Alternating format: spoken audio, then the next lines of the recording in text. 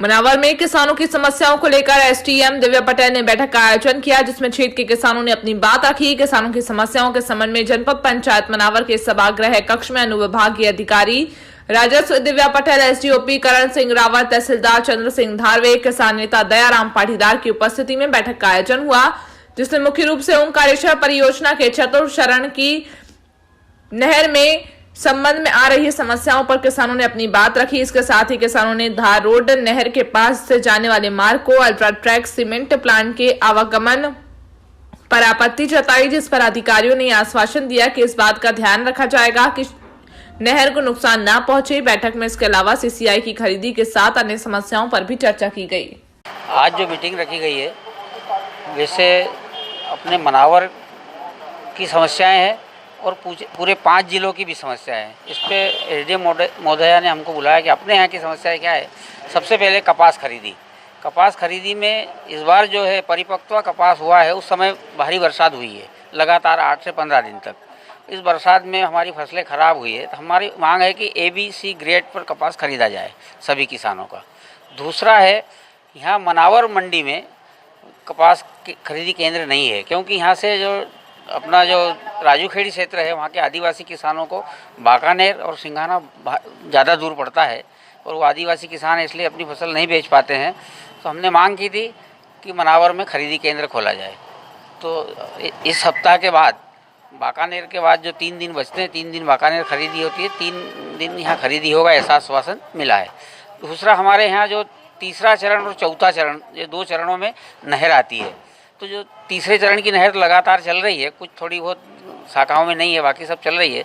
लेकिन चौथा चरण में 2014 में पानी मिलना था, आज तक पानी नहीं मिला है। तो हमारी मांग है कि चौथे चरण में किसानों को पानी दिया जाए।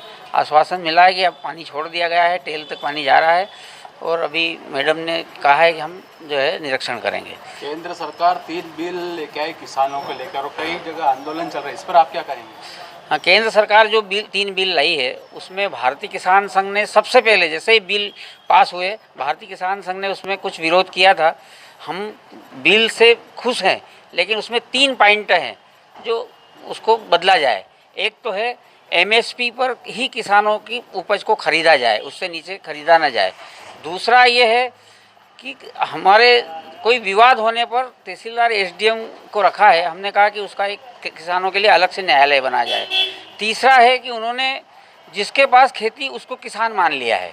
हमारा कहना है जो खेती करता है वही किसान रहे। वैसे तो अमिताभ बच्चन के पास खेती है, शाहरुख खान के पास खेती है, वो अपनी जो है जो आय खेती में बताकर टैक्स की चोरी करेंगे और किसानों की MSP नहीं बढ़ेगी। ऐसे 3 संशोधन अगर कर दिया जाए तो जो पहले मंडी जो नियम था उससे ज़्यादा अच्छा है बिल ये, क्योंकि पहले जो है हमारा माल हम अपनी मंडी में ही बेच पाते थे और सीमित व्यापारी थे। अब हमारा माल हम कहीं भी बेच पाएंगे और कहीं से भी व्यापारी हमारा माल ले सकता है। चूँकि जो किसान हैं उनके द्वारा समय समय पर विभिन्न मुद्दों को लेकर मांग की जाती है, तो कलेक्टर महोदय के निर्देशन में ये मीटिंग आज की संचालित की गई है, जिसमें सभी किसान संगठन के लोगों को बुलाया गया था और संबंधित विभाग के अधिकारियों को भी बुलाया गया था, जो उस समस्या का समाधान करने के लिए सक्षम है।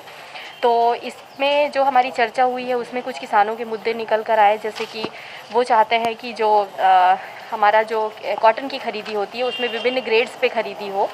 इसके अलावा मनावर के खरीदी केंद्र को चालू करने के संबंध में भी उनके द्वारा मांग की गई है, जिसके संबंध में अभी कुछ एक तात्कालिक व्यवस्था कलेक्टर महोदय के निर्देशन में सुनिश्चित की गई थी, जिसमें कि बाकानेर का जो खरीदी केंद्र है उसको 3 दिन चलाने और बाकी के 2 या 3 दिन मनावर में हम उसको चालू करने वाले अगले हफ्ते से, सोमवार से।